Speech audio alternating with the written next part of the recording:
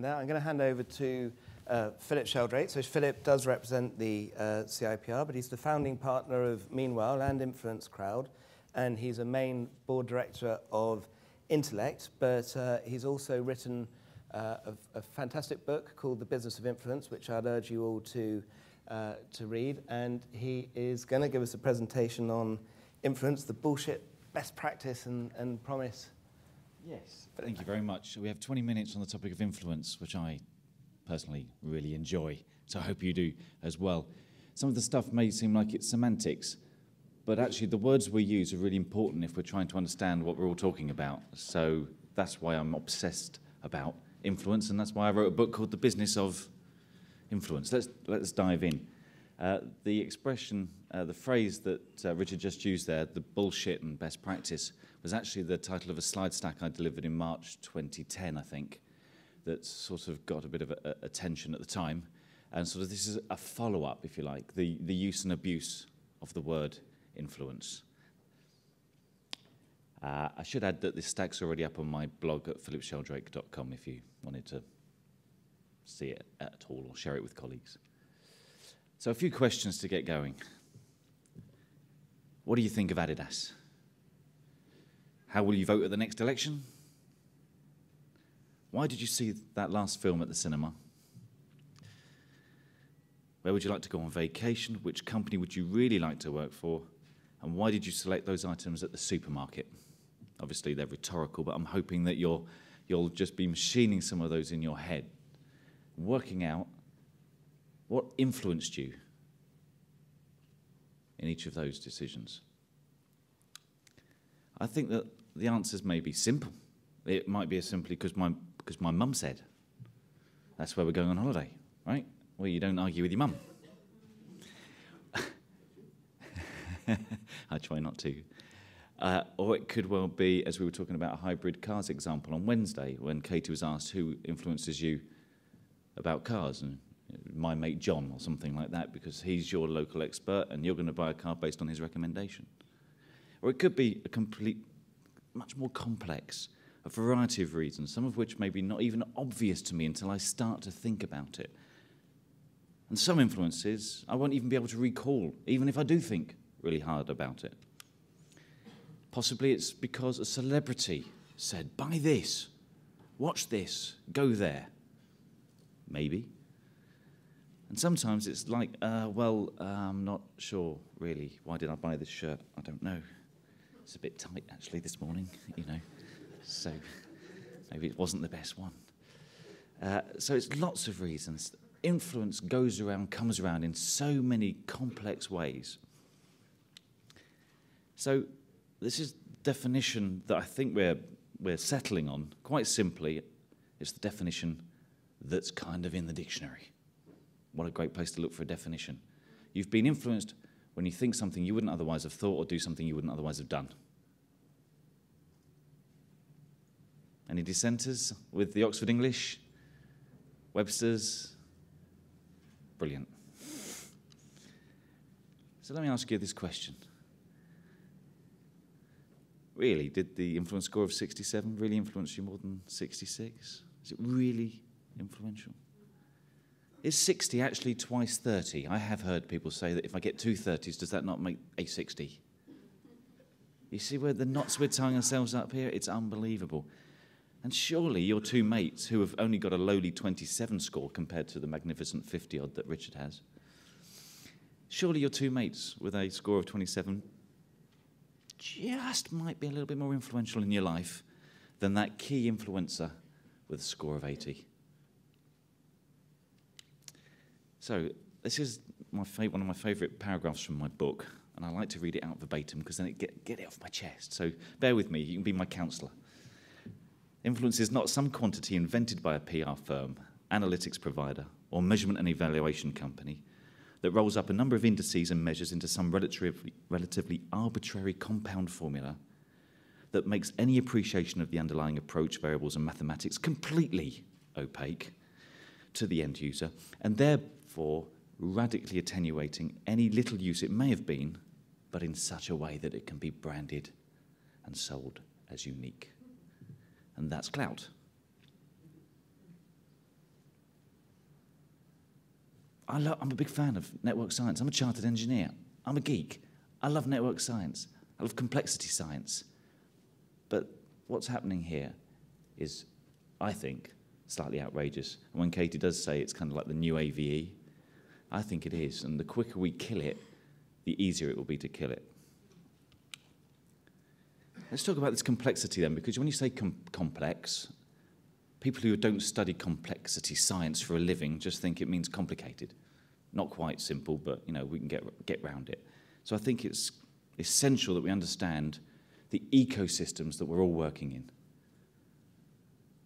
Complexity is phenomena that emerge from a collection of interacting objects. Now, if those interacting objects are molecules of air, then we have a phenomenon called the weather. Collection of vehicles, we have a phenomenon called traffic. If you think back to that last traffic jam, which one car caused it? Which two cars caused it? Actually, no, it was too many cars in too small a space, and you had a traffic jam. The population of Cairo, the phenomenon is a political uprising. Sometimes I'm told, no, that one was to do with a guy who had unfortunately felt so strongly that he did some self-immolation, and that was the catalyst for the uprising in Cairo. No, it was one of very many influences in Cairo that meant the uprising came about, because if you look in Tibet, for example, different system in Tibet to Cairo, different set of parameters. We've had 24 self-immolations in Tibet, and we haven't yet had that successful uprising. So you can't attribute it. The temptation is there to attribute it to one thing, but that cause and effect isn't always a cause and effect.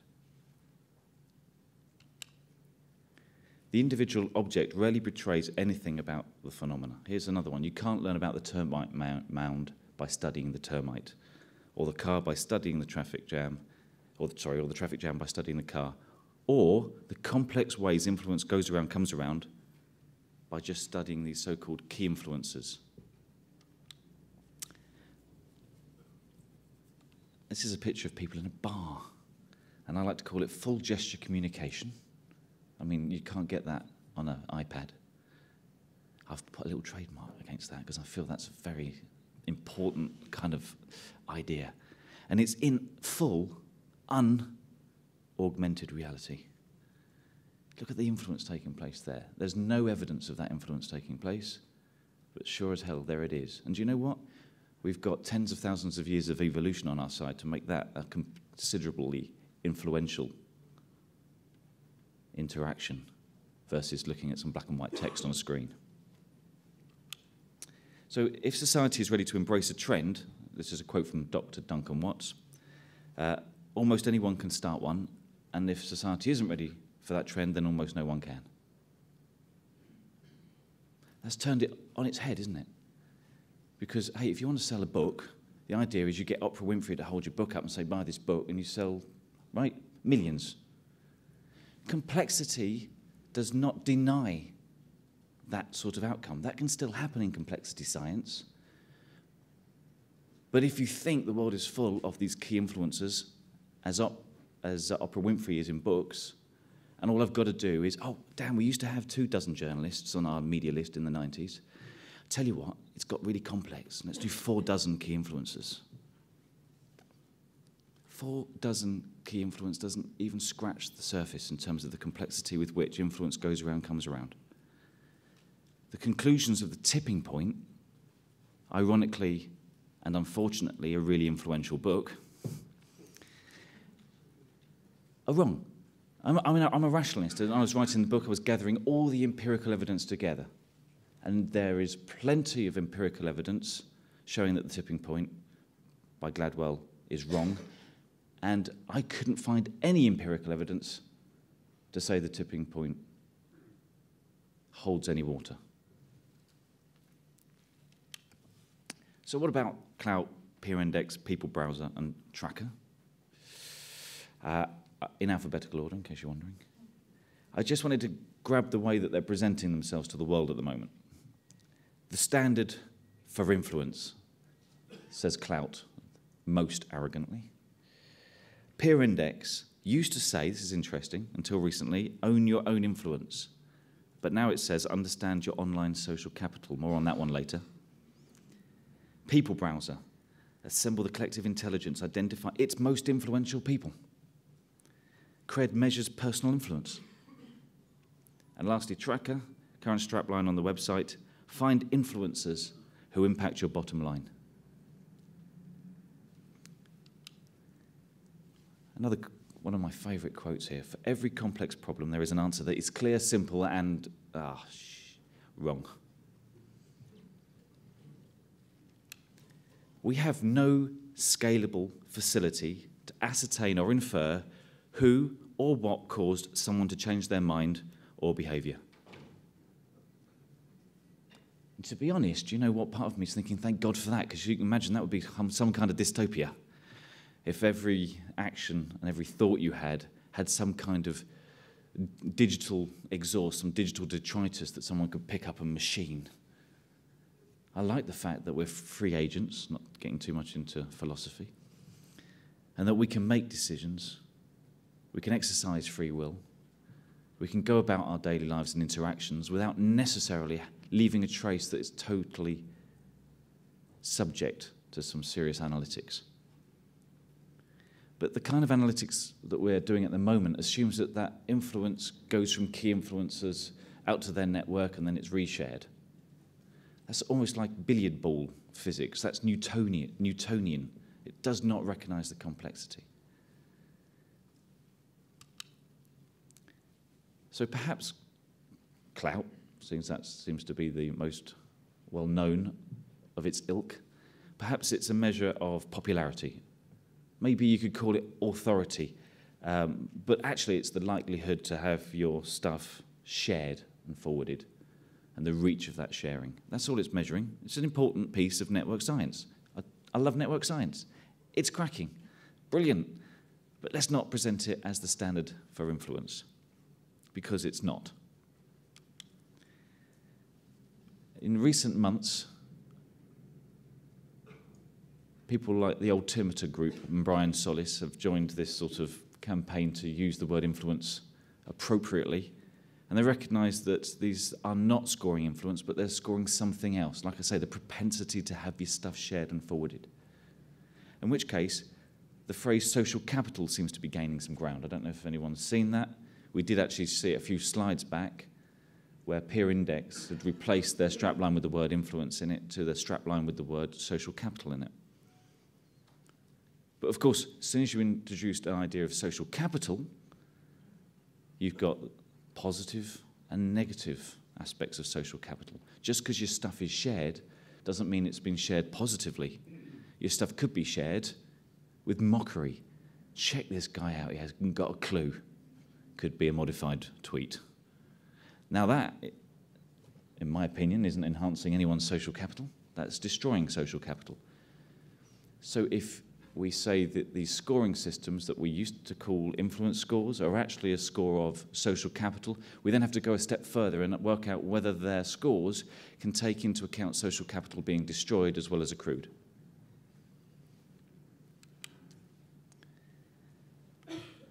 So how does this fit into organisational design?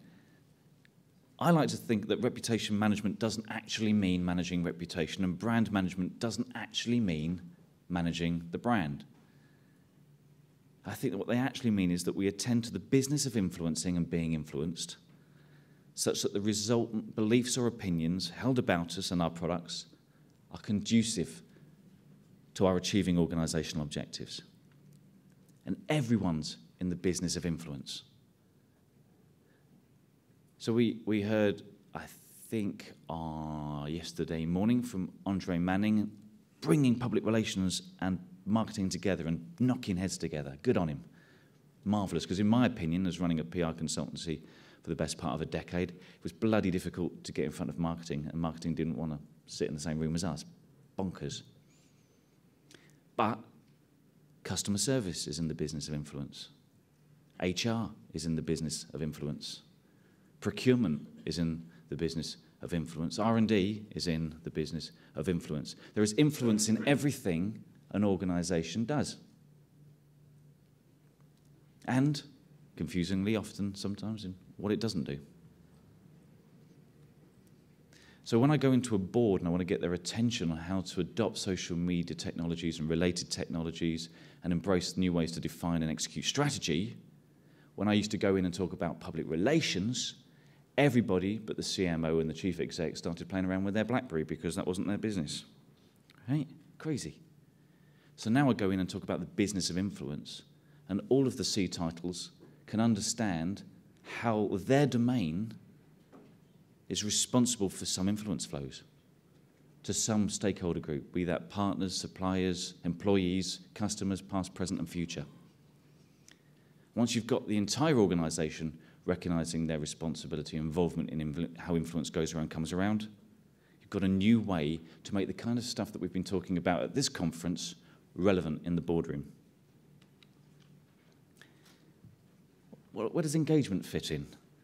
Well, when Katie Delahaye Payne says, "Are we engaged yet?" which is one of my favourite stacks of hers, the definition of success has changed. The answer isn't how many you've reached, but how those you've reached have responded. I think that Katie's emphasising engagement as a measurable outcome of influence. It's definitely towards the outcome end of the spectrum we've been talking about here rather than the outputs. The task at hand is influence, but it has short and long-term manifestations. So this is me trying to get all the words that we're all banding around in the room and trying to get them into some kind of framework. Influencing and being influenced leads to what some people are calling resonance. You get a feeling for whether a company is accessible. You become curious. You get engaged.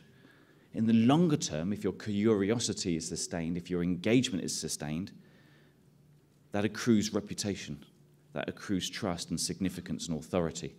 So that's how I'm trying to get these words to fit together so that we can start to use them in a more cohesive way. And so I try and break out this approach to influence in terms of influencer-centric. Let's find the key influencers. Yes, 40 of them. 50. Let's push the boat. I think that's sort of down the bottom end of the maturity with which you can approach your influence strategy and execution. And I think influence-centric, understanding the system of influence, is the challenge and opportunity that some of those companies, not least of which, of course, Tracker, can help us with, because they can apply their technologies to help us understand the system of influence, not identify key influentials. In conclusion, before I take some questions, if you focus only on the car and this moment's traffic jams, then you don't understand the city's traffic system, full stop. And if you don't understand the traffic, you can't hope to invest your transport budget effectively. Focus on flawed metrics, on what's trending right now, and you don't understand the system of influence. If you have a poor grasp of the influence system, you can't hope to deploy your resources effectively. And successful marketing and PR consultants can lead this influence approach to, as the Americans are fond of saying, socialize the enterprise. And we have to avoid that simplistic thinking, that hyperbole. We have to recognize the complexity and navigate it. And the analysis firms, brilliant. They have a for-profit motive to do their network science. Bloody awesome stuff. It's just let's not misrepresent it along the way.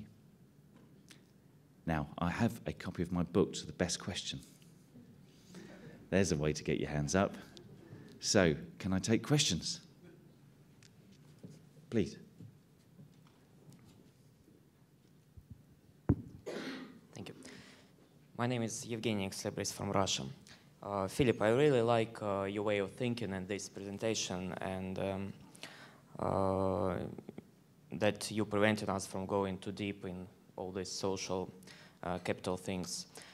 There is one thing I would like to mention, that influence, the word form is the same, but the meanings of this vote are different in your presentation and in these scores, like cloud, like all others, because we all understand that we are influenced, and we influence from the moment we appear in the vote, actually.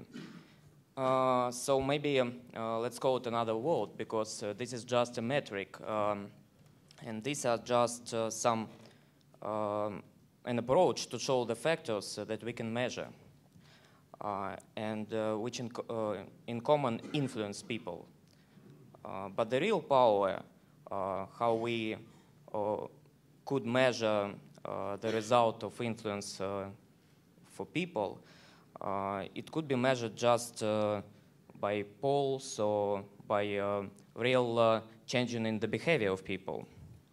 So how can you suggest to improve this indicator so we can get the whole picture? At the moment, we can't get the whole picture because it's complex. But you should be able to navigate the tools and apply the tools and services that we have today with this in mind. I have no problem with this kind of network science. I definitely don't think you can reduce it to a number, as seems to be consensus at this event.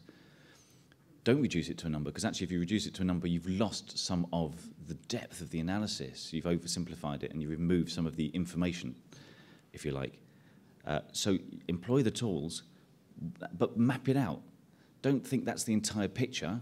Recognize that that's the minority picture, and the most of the landscape you do not understand at this point. Then that can inform the way in which you develop your strategy in a different way than if you had the simplistic thinking associated with, wow, he's scored 67 and this one's only got 66. This one makes the cut, that one doesn't. That's what we're doing when we show our clients that they shouldn't rely on these numbers, because there are too many things that influence. Absolutely. Please. Yeah, thanks for that presentation. I love your stuff, and but I guess that's the easy bit, because I'm a bit of a nerd myself, so I'm easily sold and that sort of thing. Chic geeks in. The the not so easy bit, I think, is to sell it to the clients we're actually selling to. So my question to you would be, how do you position this as a driver of selling a media evaluation program? Maybe you can say a few things about that. Yeah, definitely. Well, one of the outputs from this analysis, you've got to get the cascade right. If your business is unique, with unique mission and vision and a unique position in the marketplace, then it has unique objectives for which you define unique strategies to achieve those objectives, for which you develop a suite of unique tactics, uniquely suited to execute that strategy. So it shouldn't come as too much of a shock, I hope, to think that the metrics you put in place to ascertain whether you're cracking on with the tactics well are going to be a unique suite of metrics bespoke to your particular organization or client. So we can approach this in terms of a standard framework, if you like, but in terms of the actual metrics in place from one influence campaign to another, they will be a unique set. And they'll be uniquely non-financial metrics. But as I said briefly yesterday, the boardroom is very comfortable with non-financial metrics when they've had the rigor and the discipline to put good business performance management in place, such as the balanced scorecard, and can understand how working towards a particular KPI helps deliver the organization's mission and vision. So I think it brings the work we do into the boardroom in a way that the C-level can understand and appreciate what we're trying to do, as opposed to they feel somewhat distant from the way we present ourselves at the moment. And I think I really want to break that down. Okay. Have we got one more question? Just grab the mic there, I think. If it's a quick one, Colin. Yeah. I got the mic. Florian Laszlo, sorry, to Observer Media Monitoring in Austria. Bespoke's wonderful, but what we're talking here all the time about is standards. And so can we drill it down to some kind of standard that is applicable to more than one client, because we all have more than one client and we want to agree on standards. So I think that's the I believe we can here. absolutely agree on a standard approach. But I personally believe that the suite of metrics to measure that campaign will be different to the suite of metrics to measure that campaign. You and I can run the same media campaign and get exactly the same column inches and pixels, but the value of that campaign to your organisation will be different to the value of that campaign to my organisation. Why? Because our organisations are very different. So no standards. A standard approach. Yes. I think that's it for questions, if that's okay. I think Thank you very much for your yeah, time. Thank you.